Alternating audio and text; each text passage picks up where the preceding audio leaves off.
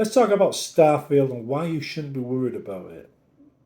And this is just going to be me talking. But so, first of all, let me explain who I am. I'm a modder that started modding Bethesda games in 2006. I never intended to be known as a modder of Bethesda's games.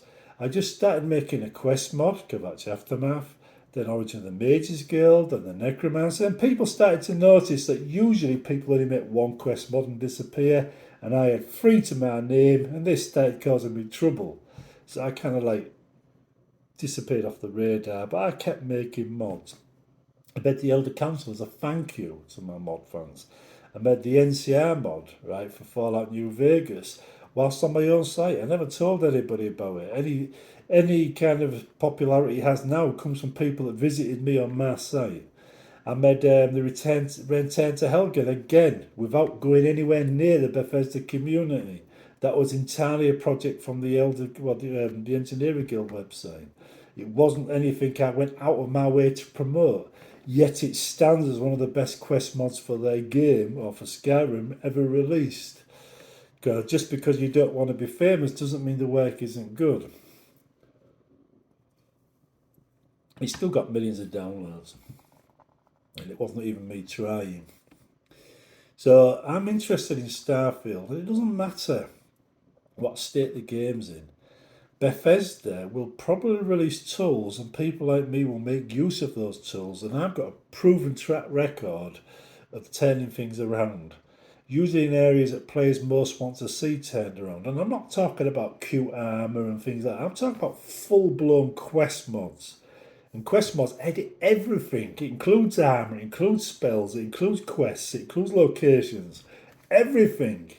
Which is ironic because people give a quest mod a 3 out of 10, and the quest mod might contain the same armor that they give it a 10 out of 10 for.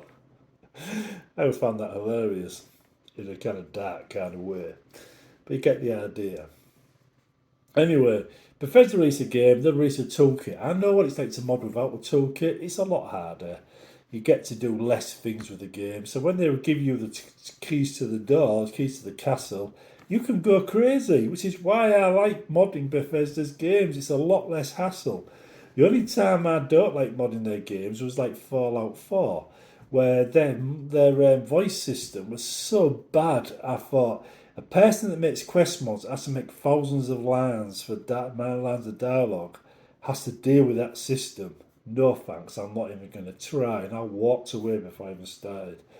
And Bethesda recognised their voice system as being terrible, for Fallout 4. It's one of the reasons why you don't see many quest mods for it, because I didn't make any. So honestly, you look at the most quest mods for Oblivion and things like that, it's me, I made them. Most of them come from me. Everybody else made one or two. I made 32 of the damn things. And with Return to Helgen, I think I had like Darklord Grimoire, I had Return to Helgen and a bunch of others, all voice acted. Nobody makes more quest mods than me. Nobody. And anybody that thinks they do, challenge me. Come on, just list what you've done. I'll list what I've done. Let's compare. But for Oblivion, I made 32 on my own. So you've got to come near that content to stand any chance of getting the crown. So you get the idea. I'm a quest mod maker. I like quest mod systems. I will not use bad quest mod systems. That's the thing. That's the point I'm making here. Now, if you think, Bethesda's game might be better if it had a starship, then you'd get that probably on Nexus. If you think it needed more action, you could probably get that from me. So it depends on what you're looking for. Only thing to remember is though, I haven't used Nexus since 2008 because quite frankly, I uploaded mods to there. They did some pretty horrendous things to me and my mods, and I stopped using their site. And I haven't been back. So if you see resources on Nexus, I will never be using them. If you see mods on Nexus I need to look, I will never see them. If you see information on Nexus you want me to view, I will never read it. Right? I don't use Nexus, period. My mods will be on ModDB and other independent sites, not on Nexus. And if you think it's more convenient, I don't care. I'm not using Nexus. I don't trust Nexus staff, I don't trust Nexus owner, I don't trust Nexus users. I will not be anywhere near Nexus. You want the kind of mods I make, you're going to have to go to the sites I point to. Simple as that. Beyond that, I don't care what goes on those sites. They're not part of my world anymore. And they haven't been for 14 years. What I will tell you is, though, once this starts moving forward, I will probably open up a website, I will probably open up new forums. The Engineering Guild might not return, it might be a new name, new site and everything, but it'd be very guild like.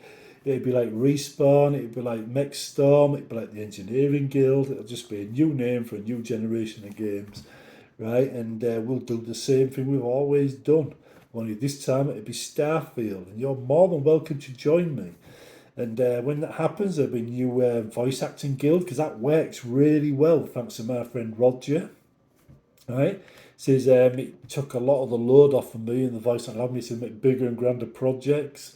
If anything, Roger, he became pretty much somebody I relied on with the voice acting department because he was. He started out a bit nervous, but as he got on, he was more confident and more organised, and he took the load off. And voice acting is a pain in the ass to handle.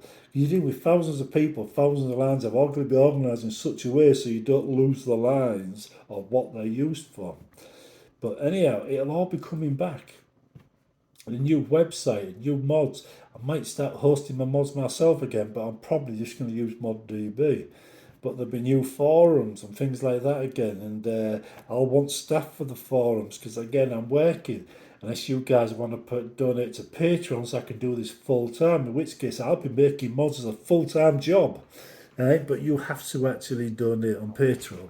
You have to sign up to regular donations through the Patreon system in order to actually allow me to do this as a full time job. If not, I'll be working as my security job on a full time role, and this will be a part time hobby. So there'll be a lot less mods, a lot less coolness. Before, when I was doing it, I was a carer. I didn't watch TV, I didn't go out, I didn't do anything. I just sat at my computer, I did the job.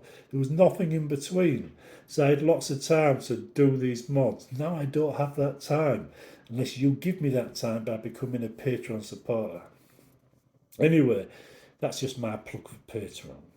Right, so, but don't worry about Starfield, right? You'll see when the time comes what can and can't be done with it because I will explain it on this channel. If you're worried and you want to think this needs fixing, that needs fixing, Bethesda aren't likely to do it, join me here, right? This is where you need to be. This is where things are going to happen. Most of my existing fans know that. They'll be back. You know, the new guys that don't know that, just click subscribe now. Join me on the ground floor. When things start to move, you'll be amongst the first to hear about it. See you in the next one.